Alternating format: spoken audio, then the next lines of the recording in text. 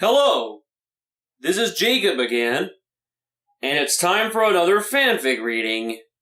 This time, I'll be doing a reading of Much Ado About a Belle by SuperPinkBrony12. Enjoy! It was almost the end of another school day, just minutes away from the ringing of the bell that would signify the end of class. Cheerilee could tell her students were aware of this fact, as they were all randomly chattering away, or scribbling notes on pieces of paper. Naturally, it was impossible not to overhear parts of different conversations, but Cheerilee never liked to eavesdrop. It just wasn't polite. Even so, the mayor couldn't help but listen in anyway, as Apple Bloom was busy talking to some of her friends about something. No way! Diamond Tiara exclaimed, her eyes widening and her mouth dropping open in shock. You three actually went to Starlight's old village all by yourselves? Well, technically, we weren't supposed to go. We just sort of stowed away with Big Mac. Sweetie Belle confessed, trying not to look guilty. But he didn't seem to mind, and it looks like he didn't tell any pony. Oh, you're so lucky! I've only heard stories about that place. Diamond commented in reply. Is it true what they say? Did those villagers really once give up their cutie marks and worship equality? Or is that just an old pony's tale? We didn't get the chance to ask. We were busy with other stuff. Scootaloo responded. It was kind of an undercover operation. I still don't see why I had to be Shimmering Spectacle, though. The filly added, glancing at Sweetie Belle. What? Apple Bloom had to help Big Mac, and you volunteered before you even knew what happened. Sweetie replied. Besides, Sugar Belle didn't catch on to you. Apple Bloom giggled. I don't see how she didn't. You have a terrible disguised voice, Scootaloo. Hey! Scootaloo whined and quickly changed the subject. Well, at least Big Mac and Sugar Belle got together in the end, even though we kinda made things worse. And that Featherbanks guy was really nice. Can't believe he was so nervous about talking to those mares when they kept swooning every time he said or did anything. I swear, if I ever grow up and start acting like that, knock some sense into me. You know, it's too bad we didn't have any pictures of Big Mac and Sugar Belle together. Sweetie spoke up. And I guess that means we'll have to take down that picture of Cheerilee and Big Mac eventually. In a whisper, she added. You think we should tell her? Apple Bloom shook her head and whispered. Nah, Big Mac's probably already told her anyway. I do feel kinda sorry for her, though. But maybe now she'll stop coming by Sweet Apple Acres all the time to look for him. You know, I'll bet once word gets out that Miss Cheerilee isn't dating Big Mac, ponies are going to be lining up for miles around to win her heart. Silver Spoon giggled in reply. I mean, any pony Big Mac once dated is sure to attract a lot of attention.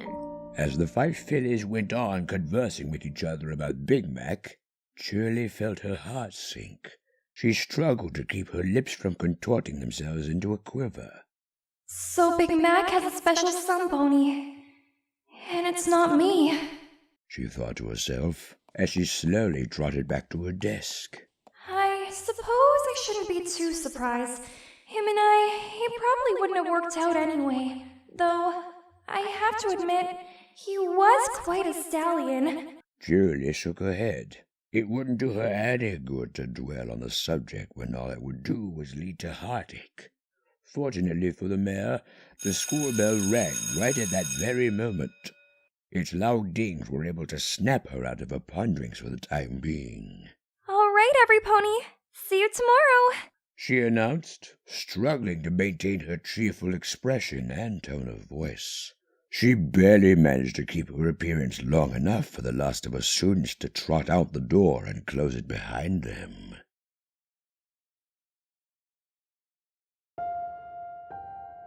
Now Cheerilee was all alone. Naturally, it didn't take long for her thoughts to turn back to Big Mac, and her happy mood faded, replaced by a frown and a sigh. Big Mac. I thought we had something special. she said to herself, stopping briefly as she realized what she was doing and sighed again.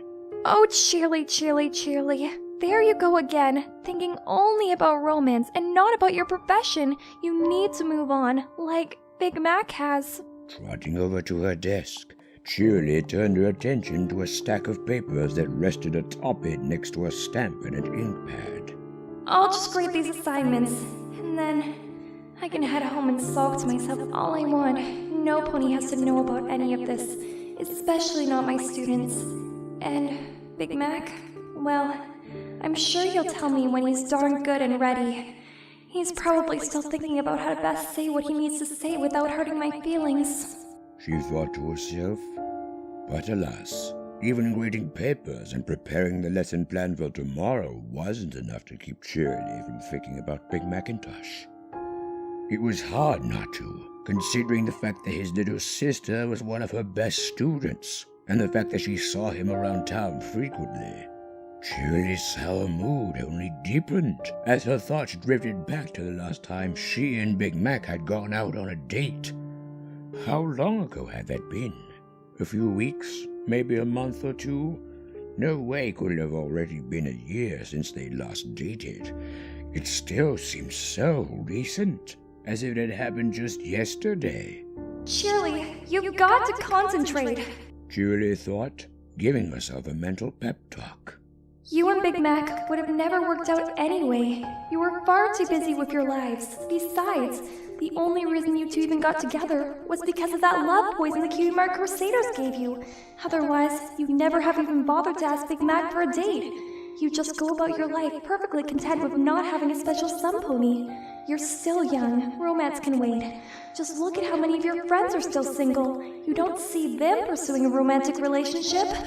Yet it seemed that the more Cheerilee tried not to think of Big Macintosh, the more her thoughts drifted to him. That majestic coat of red, that impressive yoke around his neck that he never took off. Well, except for that one time Cheerilee had seen him swimming without it, and she doubted he went to bed with it on. And those eyes, those beautiful, beautiful green eyes. She could gaze into them and would find it hard not to get lost in them. They were that attractive. Gah! What am I doing? Why in the name of Celestia can I not stop thinking about Big Mac and how gorgeous he looks? Cheerilee complained out loud. It was all supposed to just be a friendly little joke to make sure the girls didn't try that love poison trick again. We never even really tried to go steady, and we didn't date that often. So then, why do I feel so torn up inside at the fact that Big Mac has found a new special sun pony? She wondered, a few faint tears forming in her eyes.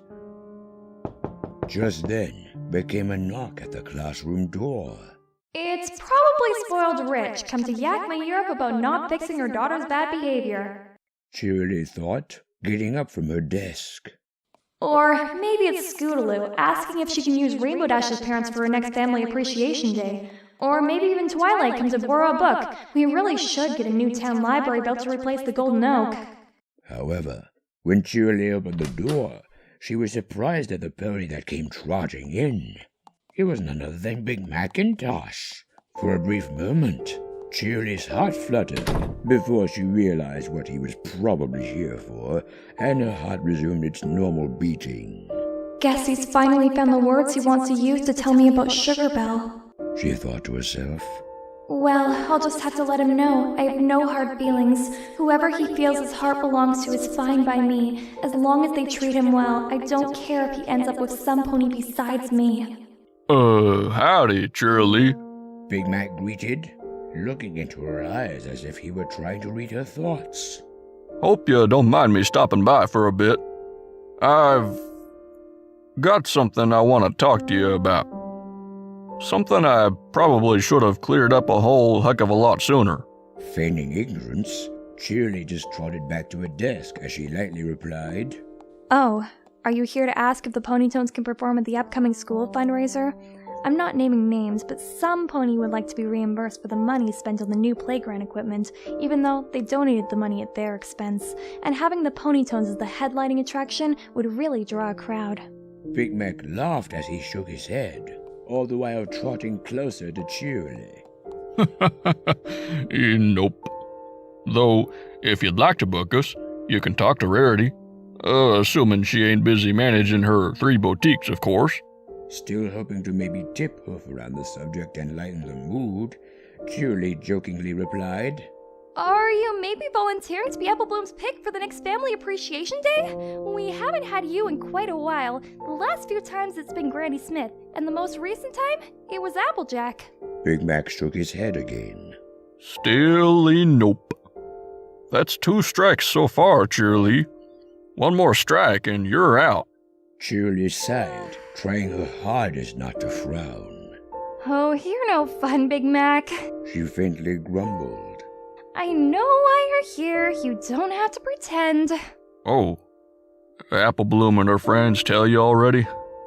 I kinda thought they'd keep it to themselves. Big Mac replied, approaching Cheerilee. But I guess there's no harm telling you. It's about Sugar Belle. Look, I know what you're going to tell me. I don't want you to feel bad, Big Mac. Cheerilee insisted, frantically waving her hoops. If you want to be with Sugar Belle, that's fine with me. Whatever makes you happy. I mean, we weren't even seriously in a relationship anyway. It was more of an occasional experiment than anything. Now hold on just an apple-picking minute there, Cheerilee. Big Mac said seriously. Don't go putting words in my mouth before I've had a chance to say what I want to say. But I thought you and Sugar Belle... Cheerilee began. Big Mac shushed Cheerilee with a hoof before he told her. We were, for a while.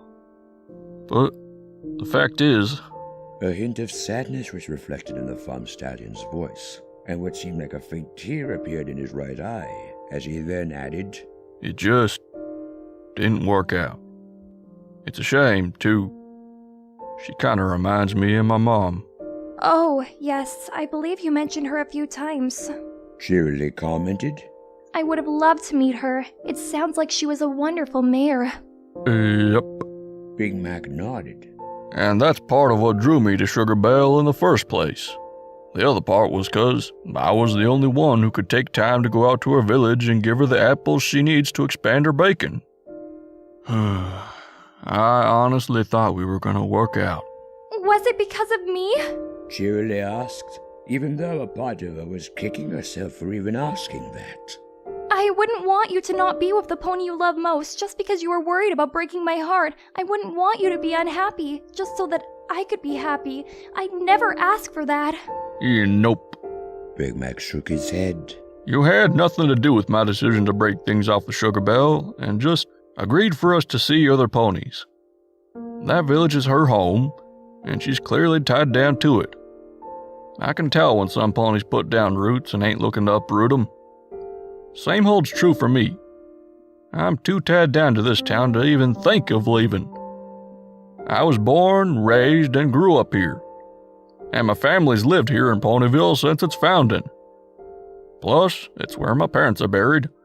It's the place where I can feel the closest to them. I can't bring myself to leave. Not even to be with Sugar Belle. And I can't ask her to leave the place she calls home and move here to be with me. Well, what about a long-distance relationship? Cheerilee suggested. I know it's not for every pony, but surely it wouldn't hurt you two to try. I considered it. Big Mac replied, then explained. But I just don't think that's what either Sugar Belle or I am looking for in a romantic relationship. So we decided it was best to just be friends. And that was the end of it. Sugar Belle wrote to me recently, told me she struck up a relationship with her close friend Party Favor. And that got me thinking. Thinking about you. And about the fact that we haven't really done anything together as a couple in quite a while. Cheerilee felt her cheeks flushing red. This had to be a dream. Any moment now, Princess Luna was going to emerge and tell Cheerilee that this was a fantasy she'd imagined after falling asleep at her desk. No way could this be real. It was too good. Yet, it all felt so real. Maybe it wasn't a dream? Maybe it was really happening? Well, there was only one way to find out. Big Mac? Cheerilee asked in a dreamy tone, wondering if it was possible for miniature hearts to appear around her like they always seem to do in her romantic novels. Yup. Big Mac asked in reply. Push me. Cheerilee said loudly. Beg your pardon, what? Big Mac exclaimed, hoping he'd somehow misheard. Push me, just lightly though, so you don't break anything. Cheerilee explained, struggling to keep herself composed. That way, I'll know if this is a dream. Okay, I'll try to be gentle. You sure you want me to do this? Big Mac asked, as he carefully moved a free hoof close to Cheerilee. Cheerilee nodded. I'm sure. Now come on, do it! Reluctantly, Big Mac did as Cheerilee had asked and lightly pushed her off her seat. Cheerilee hit the floor, groaning slightly as she picked herself up and dusted herself off. You want me to do that again? Big Mac asked, hoping Cheerilee would say no.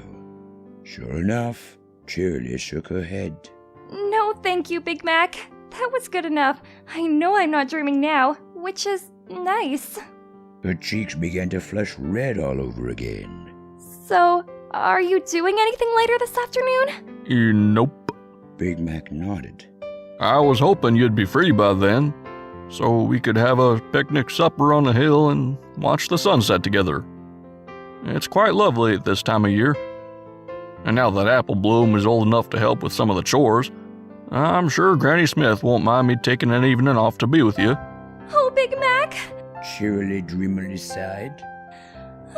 You didn't have to do any of this, but I'm glad you did. That picnic supper sounds lovely. Big Mac smiled and turned to leave. Guess it's a date then. I'll be waiting for you at the edge of Sweet Apple Acres. Make sure to bring an appetite, 'cause I'm gonna stuff a picnic basket full of enough to feed an army of Paris sprites. And with that, he departed the schoolhouse. Cheerilee could barely get herself to focus on grading papers after that, but somehow she managed. Just the very idea of having Big Mac all to herself for an evening, and then hopefully many evenings after that, was enough to have her swoon.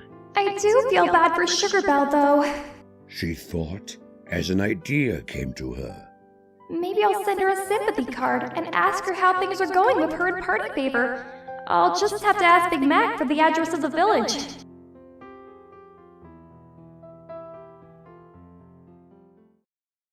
So, that was my reading of Much Ado About a Belle. I hope you enjoyed it. And special thanks to Dark Knight Princess for voicing Cheerilee, Sweetie Belle, and Apple Bloom, Geeky Sonic for voicing Big Macintosh, Quirky Craft for voicing Diamond Tiara, Sin for voicing Scootaloo, and Pikamew15 for voicing Silver Spoon. Anyway, thanks for watching, and this is Jacob, signing off.